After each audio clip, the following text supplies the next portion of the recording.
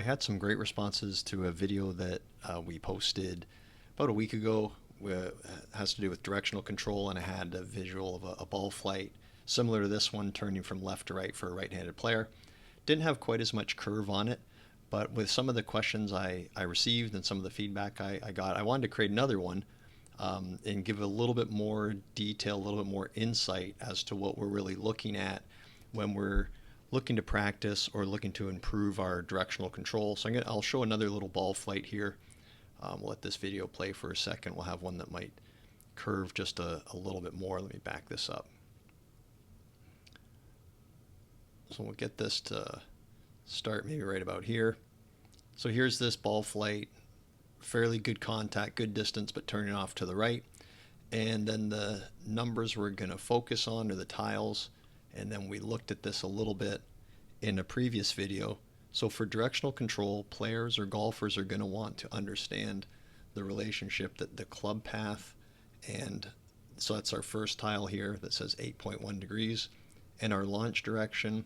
When we're using these GC3 launch monitors from Foresight, we're going to have to take this launch direction and equate that to where the club face is pointed at impact. It's going to be, when we're using an iron, it's going to be absolutely close enough for what we need to deal with when we're talking about a ball that's struck fairly solid. So for this shot, the club path was 8.1 degrees. O to I stands for out to in. So for a right-handed player, this would be a path that the club is traveling to the left through impact.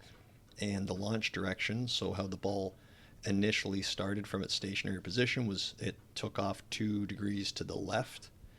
And then if we look at, I'll pull up this other image that may kind of help. So if we're looking at this first part here on the left, this is just showing our club face. So when you think of that direction of that shot that we just looked at as the ball taking off 2 degrees to the left, let's make an assumption here that that club face at impact was pointed 2 degrees to the left. So this is a picture of a club face that's 10 degrees to the left, which would also be referred to as closed. So that can get confusing at times. We talk about left and closed, or right and open. So depending on whether you're a left-handed player or a right-handed player. So for a right-handed player, a ball that's taking off to the left, we're going to say that was struck with a club face that was closed equal to that degree. So the example we're using, the ball took off 2 degrees to the left. So we're going to say this club face was 2 degrees closed at impact. So once we have that information, we can then look at the path the club was traveling on. So in this example, I think that was a path that was 8 or 9 degrees out to in. So if you look at this red arrow over here on the right, this arrow here would be pointing 10 degrees to the left or 10 degrees out to in.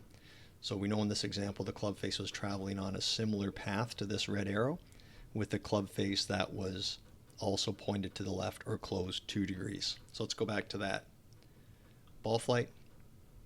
So here's our path at 8 degrees out to in, and our launch direction 2 degrees to the left. So when you're practicing, if you see the ball flight taking off and going left to right, or even if during a game, you can start to make this assumption as to what must have happened at impact. So once you start to really understand these values and what makes the ball go where, you can then start to practice this. So this combination of a path, club path to the left 8 degrees and a club face to the left 2, is going to create a tilt of the golf ball. So we talked about this in that last video. Picture like an airplane's wings. So these wings are tilted 15 degrees to the right. That's going to make this golf ball, this side spin number is just another way to express this spin axis tilt. So this ball is going to be curving to the right. It has a side spin of 2200, and this ball has 19 yards of curve on it. So since it started a little bit to the left, it only finishes 14 yards offline to the right. So it's 19 yards of curve. A difference here between the face and the path of about 6 degrees. That's what tilts the ball on its axis, and away it goes.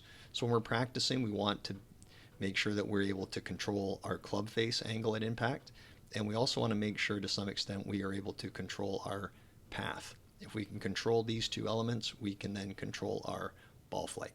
So hopefully that helps as well. Having this image, understanding path and understanding club face is going to go a long way to helping you understand why your ball's going where it is, and then which can help you control it and have the ball go relatively close to where you want it to go by being able to control both your club face at impact and the path the club is traveling through impact. And that just takes work, takes a lot of work, and just having some activities that you can do during practice that can really help you gain some control and some feel for where the club is. Any questions? If you ever have any questions, I've got my email address as one way to reach me. It's Derek, DEREK, at CanadianFade.com. And then also through the different social media. I'm on Twitter, so Canadian Fade Golf Academy is on Twitter, Instagram, and then you can also reach us through Facebook. If you have any questions, please post them there or send me an email, and I'll keep creating these videos and hopefully keep educating golfers into how they can improve their golf games, not necessarily through technical changes or continuing to tweak and mess with their swings, but more just through understanding of these important elements of ball flight and contact.